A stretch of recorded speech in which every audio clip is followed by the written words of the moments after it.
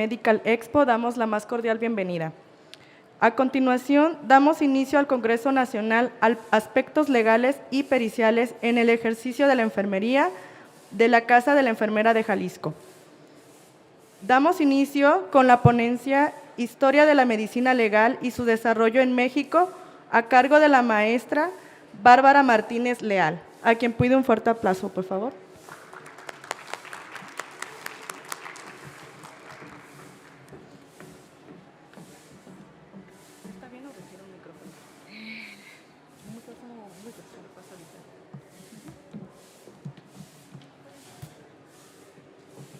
Buenos días, bienvenidos, muchas gracias por su presencia.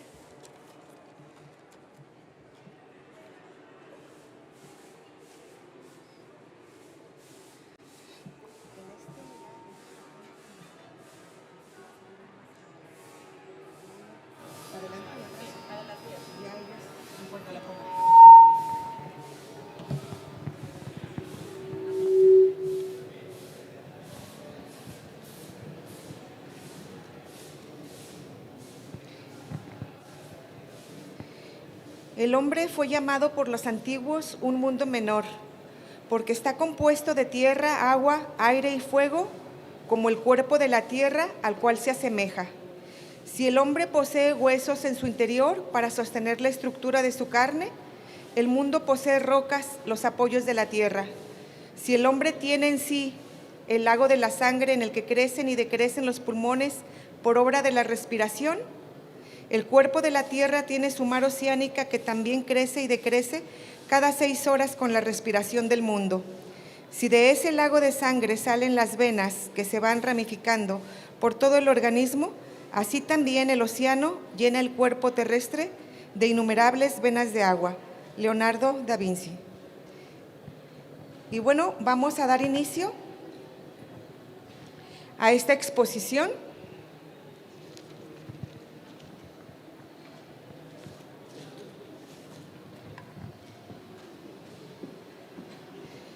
Y tenemos el tema de la historia de la medicina legal y su desarrollo en México.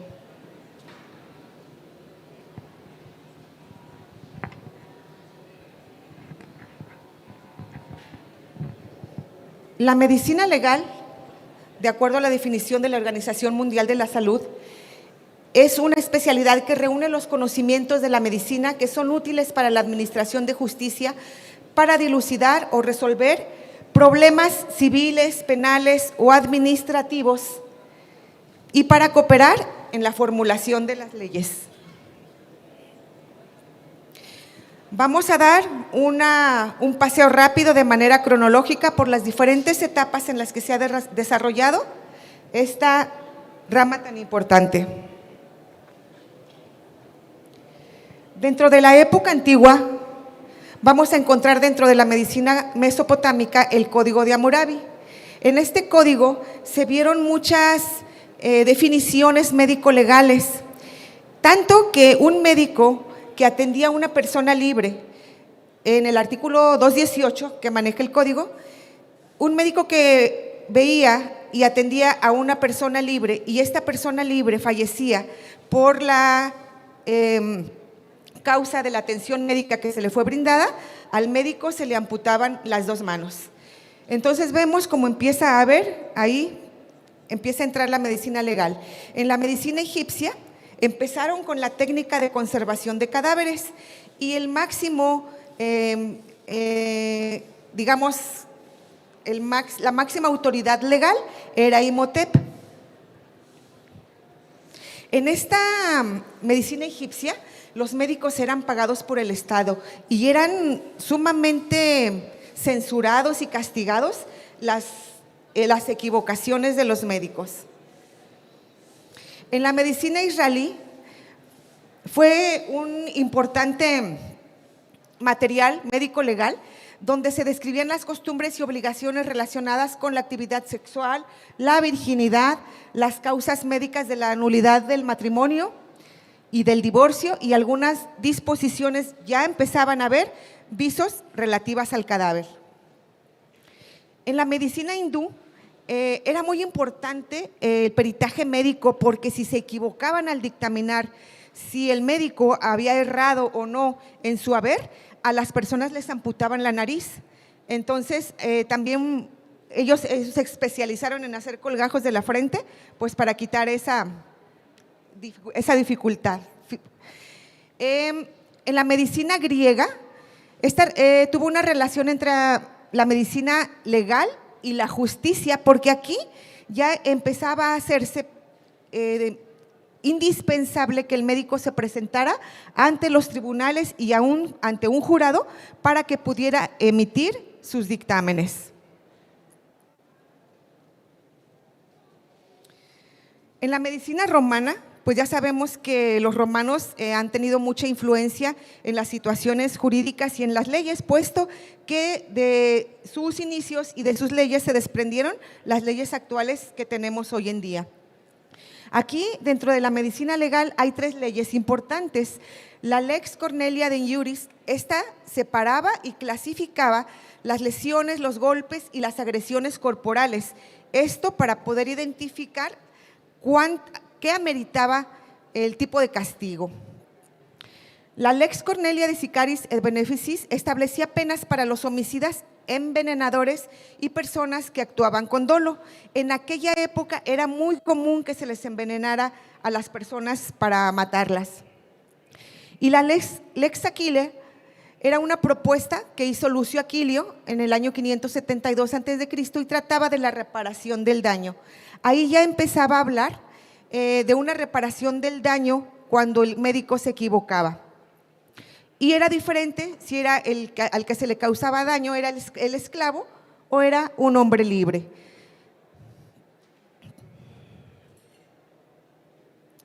En aquellas épocas, en la muerte de Julio César, que fue en el Senado, como siempre, pues ha habido partidos políticos que están contrarios y a él lo apuñalaron, le dieron 27 puñaladas, pero el médico Antistio examinó el cadáver y él determinó que de las 27 puñaladas que le habían dado, solamente una había sido la que lo mató.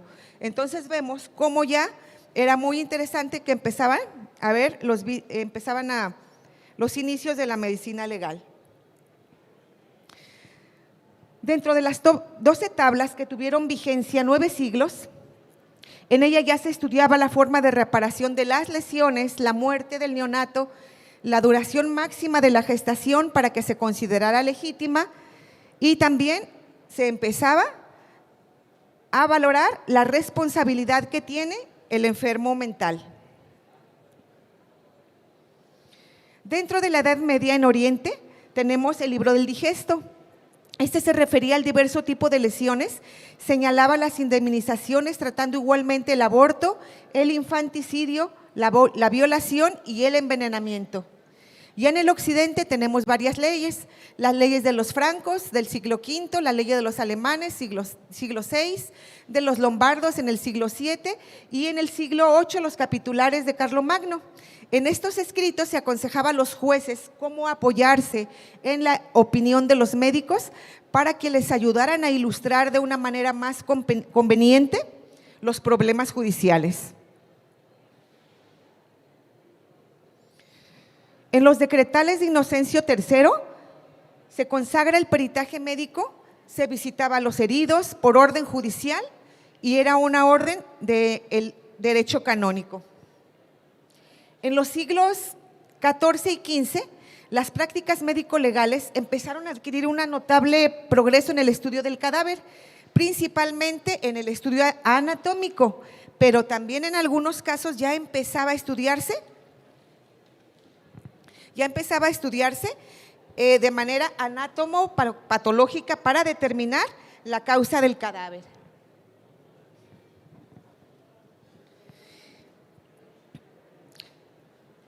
En el año 1374, en la Facultad de Montpellier, obtuvo la correspondiente licencia para empezar a realizar autopsias en cadáveres y uno de los profesores, llamado Villeneuve, él inició el estudio sobre los venenos.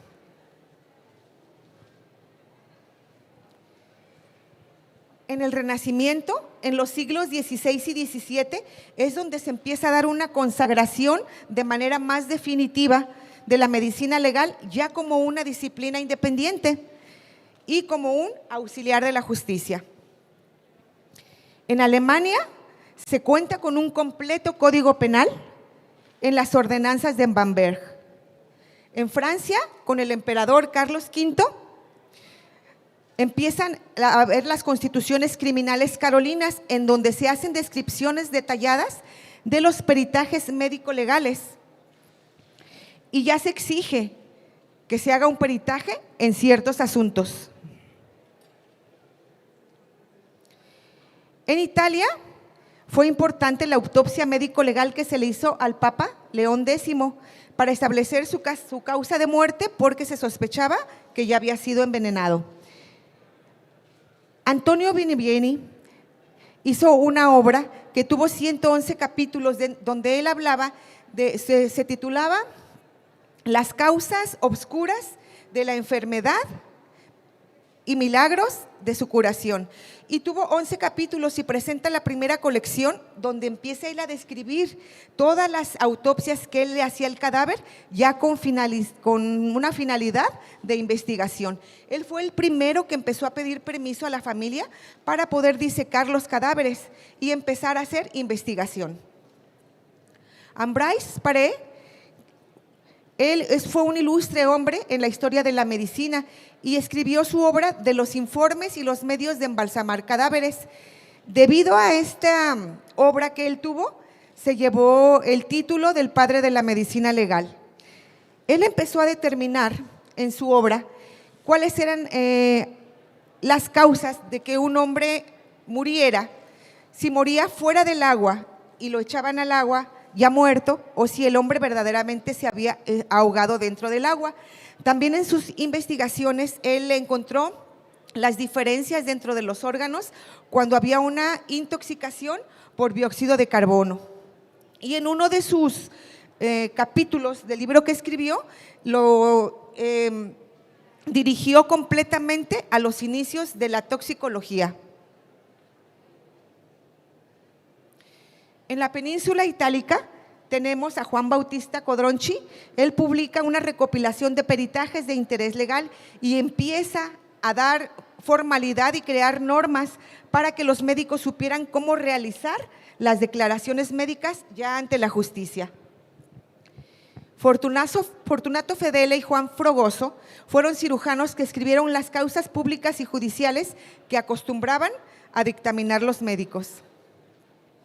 Enrique IV, él fue el que dictaminó, él decía que el médico del rey tenía la facultad de designar a otros 2 peritos por cada población del reino para hacer dictámenes periciales.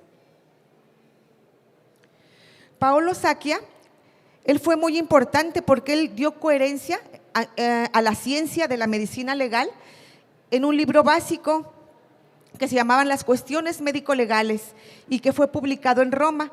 Este fue considerado y sigue siendo considerado un gran clásico de la medicina legal, ya que su influencia ha perdurado hasta el siglo XIX. En este libro contenía los principales problemas médico-legales de la época, como eran los partos, la demencia, la muerte, los venenos, la impotencia tanto del hombre como de la mujer, y la razón es la razón porque todavía ha prevalecido. Dentro de las obras alemanas tenemos a Miguel Bernardo Valentín, que fue el médico legista más famoso de su tiempo, publicando varios libros.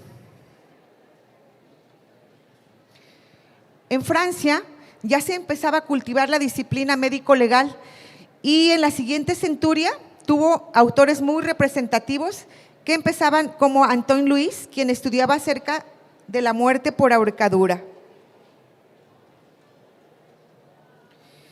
En la edad contemporánea, la medicina legal ya alcanza un pleno reconocimiento. Se incluye como especialidad y se incluyen los planes de estudio, primero englobado en la cirugía y después con carácter independiente, siendo uno de los primeros libros La cirugía forense o el arte de hacer informes, escrito por Domingo Vidal, publicado en Barcelona.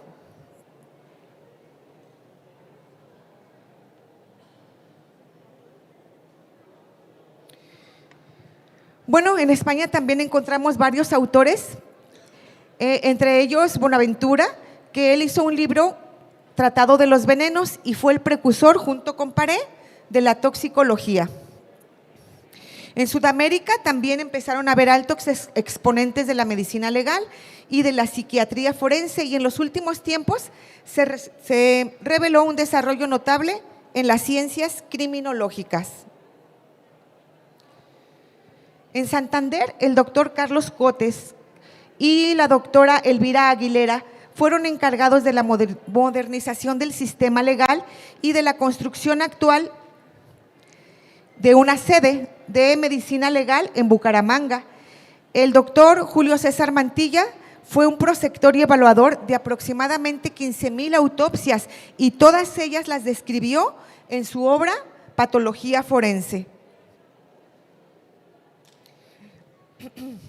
Luego aterrizamos ya en nuestro México y entramos al México prehispánico.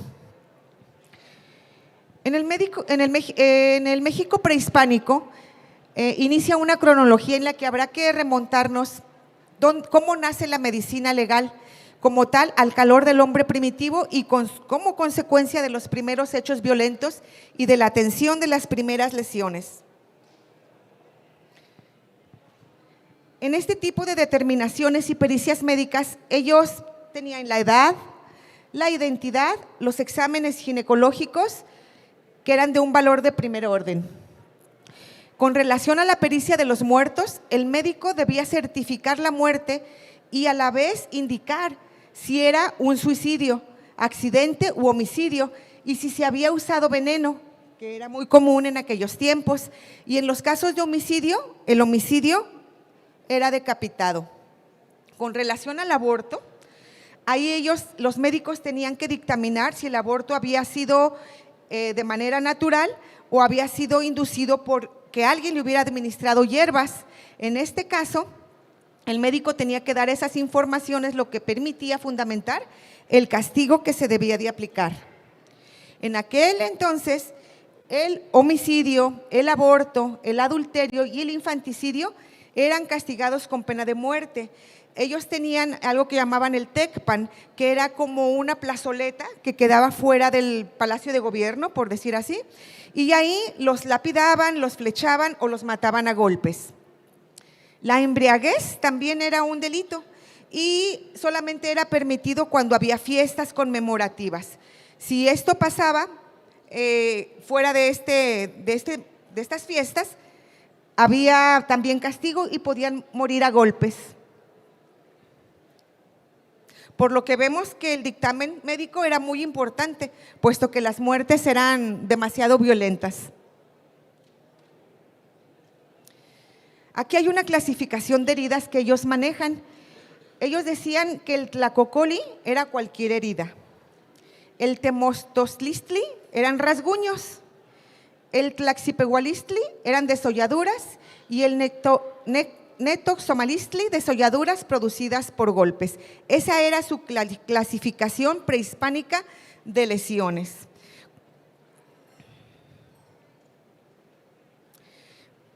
Ya en la docencia, la docencia fue uno de los tiempos más importantes para la Nueva España y empezaron a tener interés ya en donde daban la profesión de la medicina. En aquel entonces se creó el protomedicato, que era algo así como lo que ahorita sería la Secretaría de Salud, y ese consejo técnico se encargaba de todas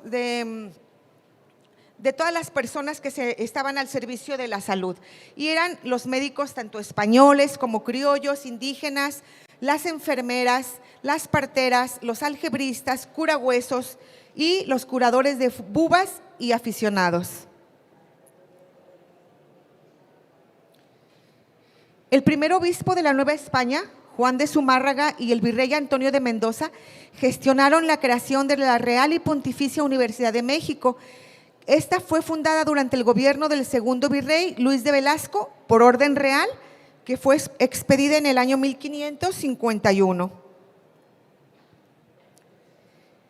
En esta escuela de medicina se impartían clases de anatomía, fisiología, operaciones y clínica quirúrgica, y hasta el final de la colonia se añadió ya en forma oficial la cátedra y la inducción de las nociones de la medicina legal.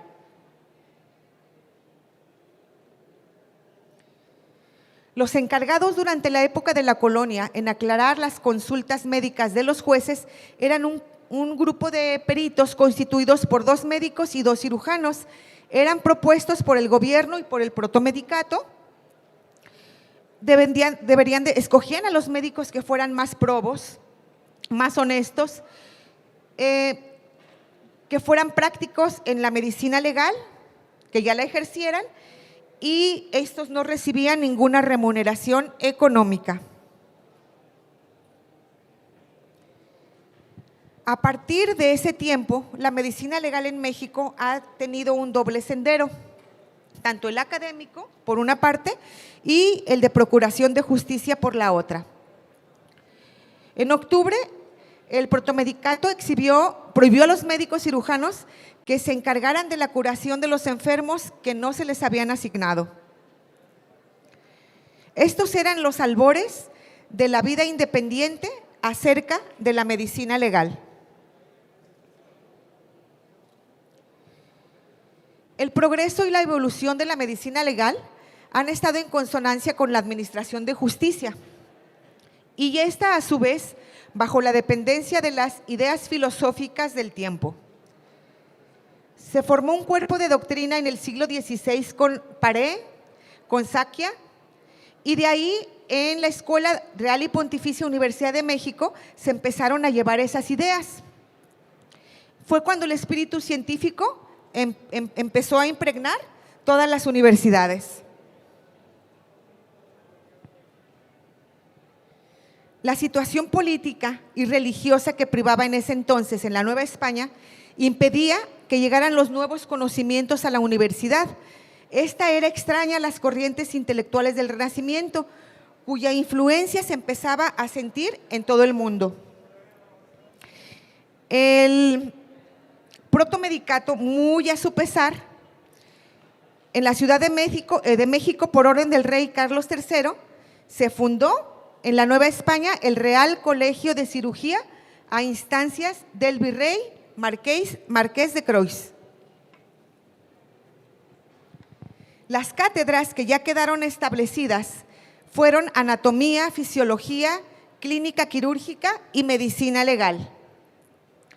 Las nociones de la medicina legal eran enseñadas por algunos cirujanos, y se tiene información de que el licenciado Maguín Camín tituló un libro con el arte de hacer las relaciones médico-químico-legales.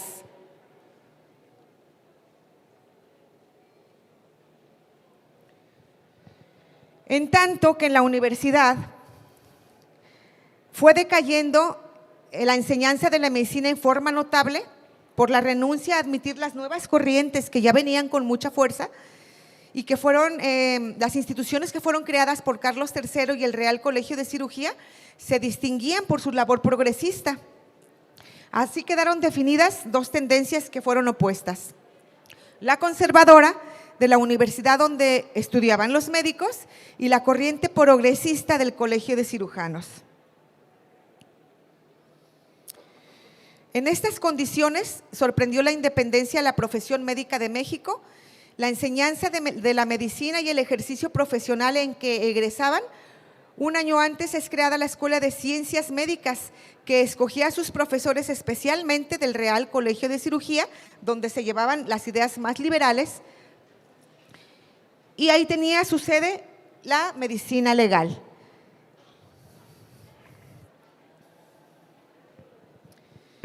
Aquí en el gobierno de la República, en la época del presidente don Valentín Gómez Farías, se clausuró la Pontificia Universidad de México. Decían que era inútil, que era irreformable y perniciosa, creando al mismo tiempo lugares de enseñanza superior. El Colegio de Ciencias Médicas no desarrolló su labor para el que fue creado y pronto es clausurado por la reapertura de la Real y Pontificia Universidad de México ante el triunfo conservador de López de Santa Anna. Y la verdad es que se avanzaba lentamente en la enseñanza de la medicina legal. Desde el año 1833 fue una lucha de poderes. Fueron 25 años en lo que los conservadores iban con la idea de los liberadores y se disputaban el poder público. Y en este tiempo hubo muy poco progreso para la medicina legal en todos los aspectos. Las instalaciones estaban en un mal estado, tecnológicamente no contaban con la tecnología adecuada, el personal era muy reducido y los salarios eran miserables. Hasta que en 1858 se empezó a tomar ya una senda más clara de avance con las ideas liberales de Benito Juárez.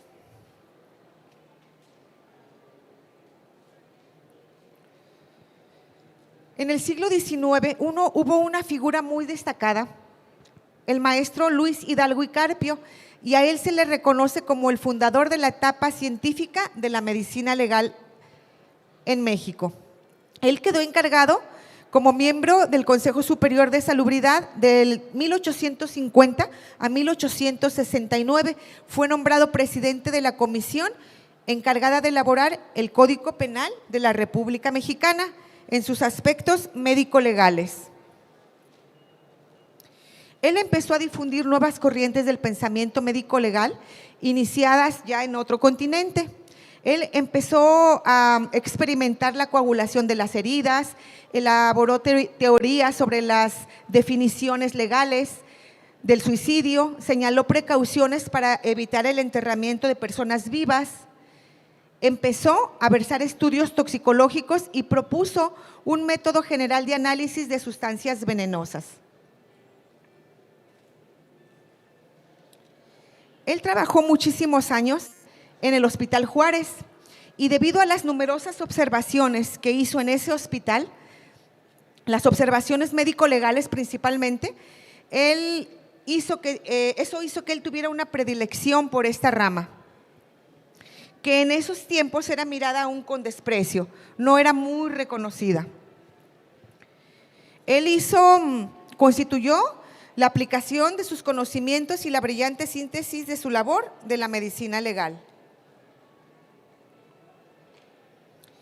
La medicina legal en el Código Penal existente hizo una clasificación de lesiones para que los médicos pudieran de una manera más práctica desarrollar ese peritaje y emitir su opinión en las cuestiones legales ante los jueces.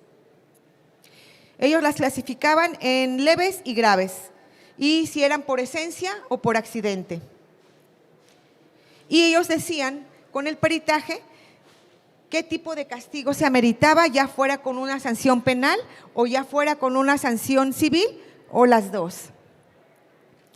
Ahí ya vemos cómo empiezan a haber las sanciones para tanto los médicos, en aquel entonces solamente eran los médicos.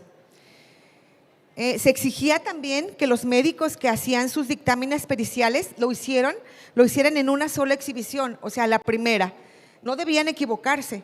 Entonces, gracias a Dios, después de eso cambió la ley y ya les dejó que ellos tuvieran una segunda intervención para que pudieran analizar las lesiones de una manera más puntual. Carpio, junto con el médico de cárceles, don Francisco Becerril y don Juan María Rodríguez, ellos fueron los que hicieron la autopsia del poeta Manuel Acuña. Ellos determinaron que la causa de muerte había sido por un veneno y en una como reseña del dictamen que hicieron, dice: de esta serie de pesquisas resulta que el líquido del estómago del cadáver de don Manuel Acuña y del frasco remitido por el juzgado contenían uno y otro cianuro de potasio, una de las sustancias más venenosas que se conocen. Y ya después se determinó que se había suicidado. Entonces vemos cómo ya los peritajes y las emisiones de los mismos ya empezaban a tener una importancia en las decisiones legales.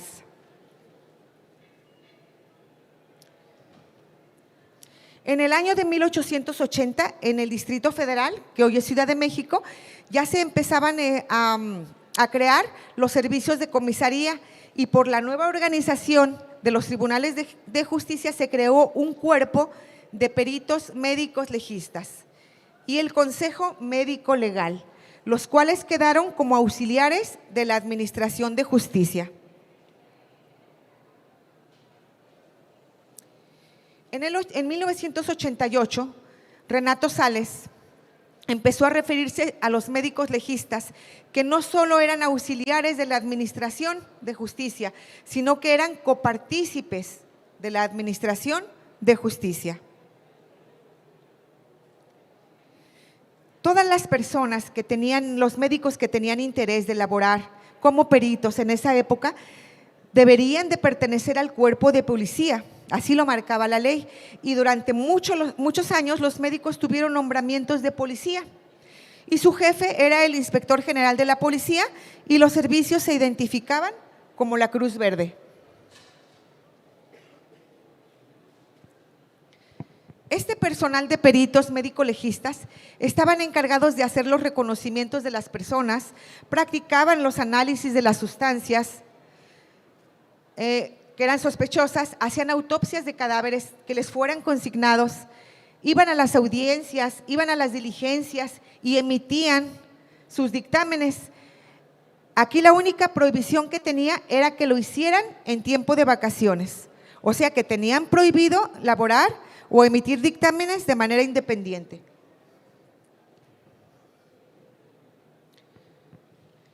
Aquí la ley obligaba al peritaje médico forense, diciendo que esta función se desempeñaría por parte del Servicio Médico Forense del Distrito Federal, que era adscrito al H Tribunal Superior de Justicia, y por otra, los médicos que eran adscritos a las delegaciones de policía, hospitales públicos y cárceles. Este personal era jurisdiccionado por la Dirección General de Servicios Médicos de Departamentos del Distrito Federal. Y de aquí nació una absurda división donde se veía a los médicos legistas por una parte y a los médicos forenses por otra parte.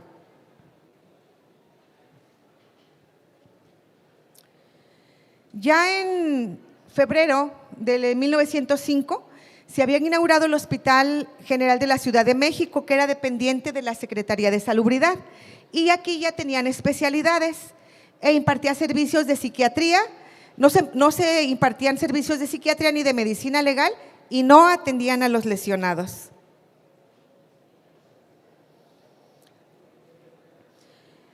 La comisión redactora, en base a algunos códigos extranjeros como el de Baviera y el de Prusia, definieron las lesiones de la manera siguiente. Y dice, bajo el nombre de lesión se comprende no solamente las heridas, escoriaciones, contusiones, fracturas, dislocaciones y quemaduras, sino toda la alteración en la salud y cualquier otro daño que deja huella material en el cuerpo humano, si estos efectos son producidos por causa externa. Este artículo, que es el 288 del Código Penal Federal, sigue vigente. Entonces, ahora los peritos médicos que hacen un dictamen sobre lesiones, pues tienen esa base jurídica. El Servicio Médico Legal del Distrito y los territorios federales no se organizó completamente sino hasta el año de 1903, cuando el gobierno de la República dicta la ley de la organización judicial. Los demás estados de la República siempre iban a la saga de lo que pasara en el Distrito Federal.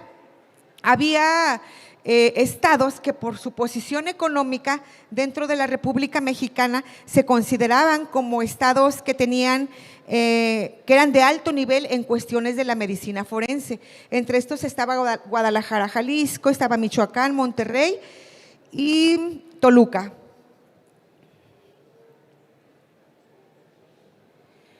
La ley de organización judicial contenía que habría en la Ciudad de México 4 peritos médicos legistas, 2 químicos, un practicante, un escribiente archivero y 2 mozos en cada una de las instalaciones. También estipulaba que para desempeñar el cargo, médico legista requería ser de moralidad y de honradez notoria, profesor con un título oficial de cirugía en medicina y obstetricia mayor de 30 años y con 5 por lo menos de ejercicio profesional.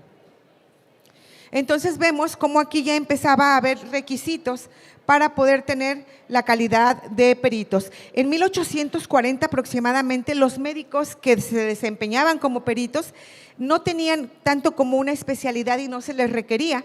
Simplemente ellos decían, me gustaría ser perito pues en medicina forense, y si eso les gustaba y el protomedicato les autorizaba, eran peritos de medicina forense. En la actualidad ya no, ya ahora hay más requisitos. En la Revolución Mexicana estaba la penitenciaría de Lecumberri y era donde los peritos médico-legistas o forenses tenían sus oficinas anexas. En esas oficinas anexas hacían la clasificación y reclasificación de lesiones, ya de manera definitiva, determinación de edad, de manera clínica, exámenes psiquiátricos, ginecológicos, andrológicos y otras pericias solicitadas por los jueces. En aquellas épocas no hacían las autopsias en esas oficinas. En el edificio anexo se encontraba también el laboratorio de toxicología. Todo lo que se relacionaba con necropsias lo hacían en el Hospital Juárez, ya fuera por los peritos médicos legistas o por los médicos adscritos al mismo hospital. Ahí tenemos a otro profesor, José Torres Torrija, que también él fue un excelente maestro de la enseñanza de la medicina legal. El Código Penal de 1929, creado por el Consejo Supremo de Defensa y Prevención Social, dejó de pertenecer al Tribunal Superior de Justicia y empezó a formar un Consejo Nacional del cual dependieron los peritos hasta 1931, cuando se puso ya en vigencia el Código Penal vigente. Esto dio origen a que los peritos médicos forenses empezaran a ser independientes a los médicos delegacionales, que hoy se llamaría la Fiscalía General del Estado, hospitales y cárceles. Ya empezó a haber visos de independencia.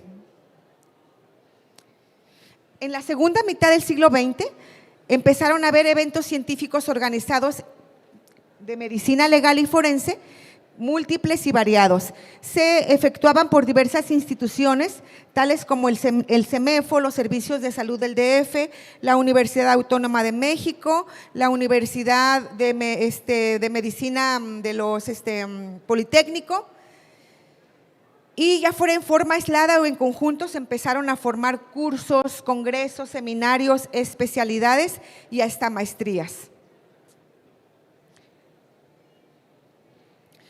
En 1958 el nombre de medicina legal se cambió por medicina forense. En 1960 ya empezó a haber más investigación judicial y a crearse departamentos de fotografía, de química, de hematología, rayos X, odontología, psiquiatría, antropología, investigación y docencia. Con esto tuvo un gran impulso la medicina legal y forense. En 1964, el Poder Judicial de Justicia del Distrito Federal y el CEMEFO empezaron a organizar posgrados en la Universidad Autónoma de México que tenían duración de 10 meses y que era especialización en medicina forense.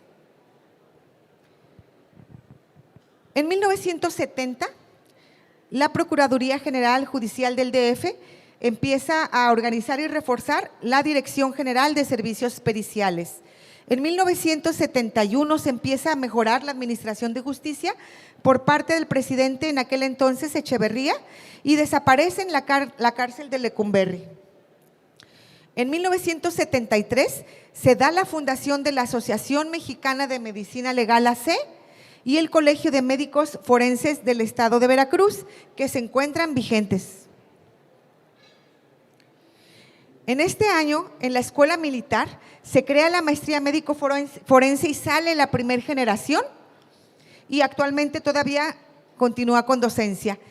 En 1985 se constituye la Asociación de Medicina Legal Mexicana y Ciencias Forenses AC. Empieza a agrupar a todos los legistas forenses de todos los estados. Y en el año de 1990, como consecuencia de esta unificación, de todos los médicos legistas y forenses del país.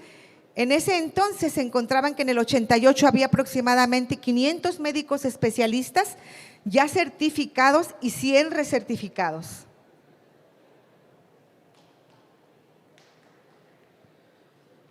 Durante este siglo hemos tenido ya en las escuelas de medicina, de derecho, de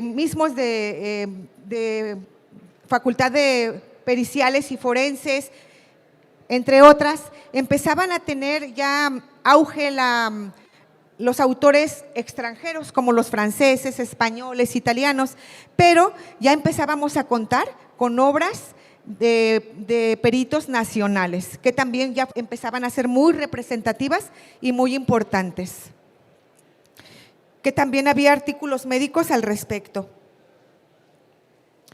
Y ahora aterrizamos, que ya como dijimos que todos los estados iban a la saga de lo que pasaba, de lo que se reformaba, de lo que se creaba en el Distrito Federal.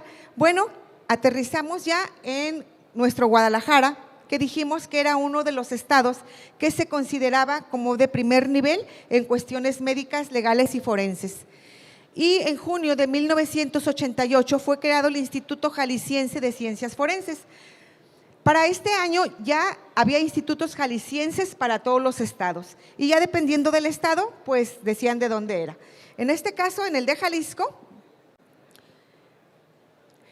esto colocó, cuando fue creado por medio del decreto del Congreso del Estado, colocó a Jalisco a la vanguardia de la innovación del modelo jurídico, al otorgar a los peritos forenses la autonomía técnica de las autoridades que procuran e imparten la justicia. Este instituto se ha mantenido al frente en la carrera con la finalidad de aportar metodología y tecnología al combate frontal contra la delincuencia, al utilizar las herramientas más modernas por peritos altamente calificados y actualizados continuamente en cada una de sus disciplinas.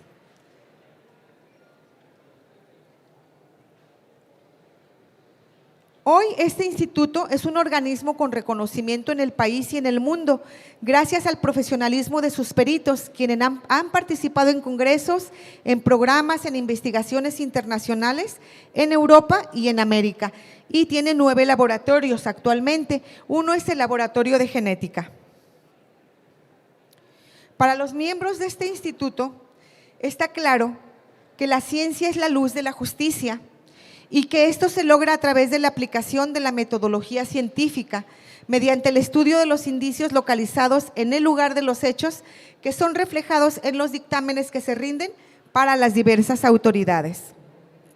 Otro de los laboratorios es el laboratorio de balística. Para los que trabajan en el Instituto de Ciencias Forenses y los peritos, es muy importante un pelo, una mancha de sangre, restos de saliva, jirones de piel, trozos de huellas digitales, esquirlas y proyectiles de armas de fuego, así como todo lo que pueda considerarse un indicio. Esto les va a dar la suficiente información para que la agente de la Fiscalía lleve ante un juez a los responsables de los delitos. Tenemos otro laboratorio que es el de reconstrucción craneofacial. Tenemos el laboratorio de servicio médico forense, tenemos el laboratorio de poligrafía, tenemos el laboratorio químico y tenemos el laboratorio de documentos cuestionados. Tiene el laboratorio de informática y tiene el laboratorio de antropología forense.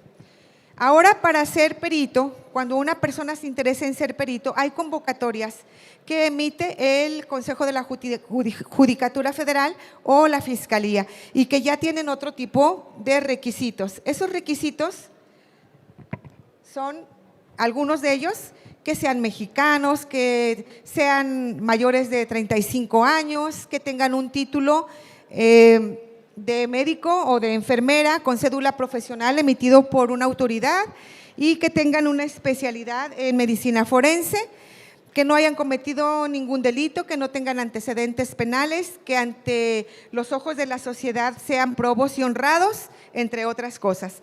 Pero ya está libre las convocatorias para que la persona que le guste y se crea que tiene la pericia, y una pericia de 5 años sobre el tema. Hay muchos convocatorias para médicos en todas sus especialidades, pero también hay convocatorias para enfermería en las especialidades también, ¿sí? Quirúrgica, y cuidados intensivos, etcétera. Y cada año el Consejo de la Judicatura, por el Poder Judicial del Estado de Jalisco, hace un pleno, y de ese pleno surge un periodiquito donde vienen todos los peritos que están disponibles para la administración de justicia, ¿sí? Entonces, si ustedes, por ejemplo, tuvieran un caso legal, ya fuera de la materia penal, civil o administrativa, pueden y que necesitaran la ayuda de un perito, la colaboración de un perito, la Judicatura tiene este periódico donde vienen el tipo de especialidad y viene el nombre, el número de celular, el correo electrónico y a qué partido judicial pertenece ese perito, ¿sí? Entonces aquí se puede buscar ampliamente y pues bueno, ya vemos que ahora la cuestión del peritaje ha tomado mucho más auge porque hay muchísimas más demandas, tanto médicas como para enfermería y el equipo de salud.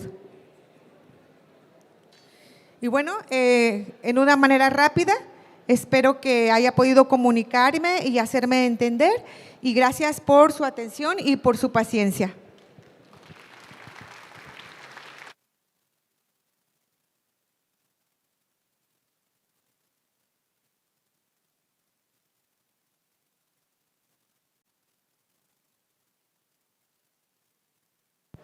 A continuación, daremos un espacio para preguntas y respuestas. Favor de levantar la mano para considerar una participación y les proporcionaré un micrófono para que puedan hacer sus preguntas.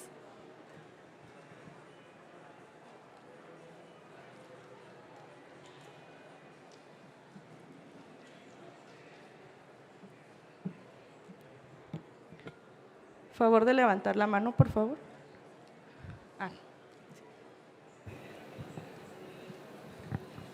Maestra Bárbara, la quiero felicitar, nos llevó desde el inicio de estas cuestiones legales hasta lo que estamos viendo ahora. Esto que usted dijo de los peritos es excelente, precisamente por eso estamos aquí, para buscar esas herramientas necesarias para todas las personas que tienen algún problema legal. Ya lo iremos viendo en el transcurso del programa, pero la felicito, maestra, muchas gracias, muy buen tema. Felicidades. Maestra Bárbara, muchas felicidades porque ha sido un tema muy bien documentado y que realmente nos permite tener una visión amplia para poder consultar los problemas que se tienen en esta época. Claro, usted lo enfocó a todo lo que es el peritaje y etcétera, etcétera. Pero realmente es muy importante que nosotros sepamos que hay un perito de enfermería en la comisión, en la CODAMED. Entonces, eso es importante para que vean que nosotros, también aquí la doctora Delia, es un perito capacitado que se ha formado en esta especialidad para poder trabajar y defender cuando hay una enfermera que presenta un problema legal. Actualmente se dan mucho estas situaciones. Entonces, la verdad, felicito a la maestra que nos está dando esta ponencia muy, muy importante para enfermería, para medicina y para todo el equipo de salud. Gracias.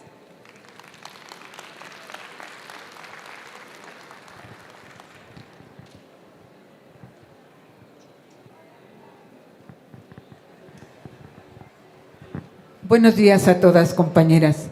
Finalmente, la pregunta va dirigida a la maestra número 1, para felicitarla por su exposición, muy asertiva. pero también muy importante porque todos estamos en este papel del que no cae y resbala.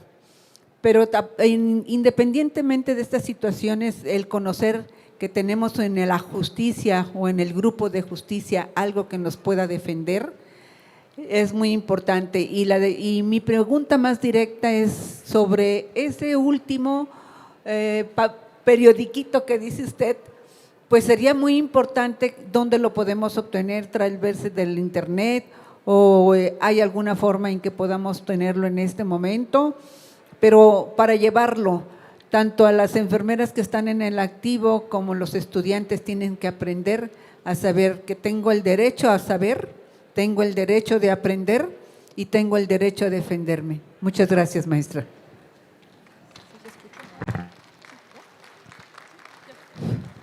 Sí, mire, este periódico lo podemos encontrar por ejemplo, en Ciudad Judicial.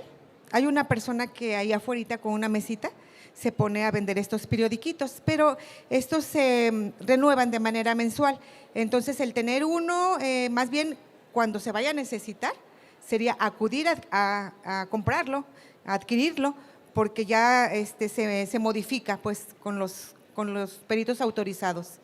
Pero no tengo idea de si en el internet también se pudiera conseguir lista de peritos autorizados por el Poder Judicial. Yo pienso que sí.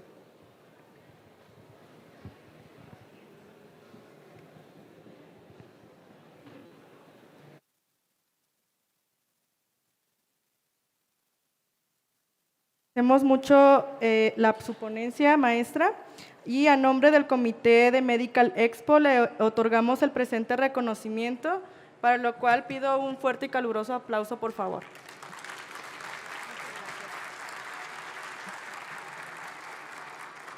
Muchas gracias.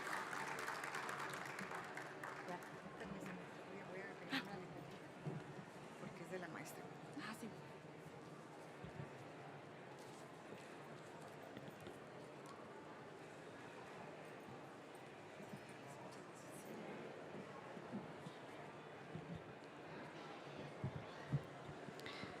A continuación, realizaremos la inauguración del Congreso Nacional, Aspectos Legales y Periciales en el Ejercicio de la Enfermería de la Casa de la Enfermera de Jalisco.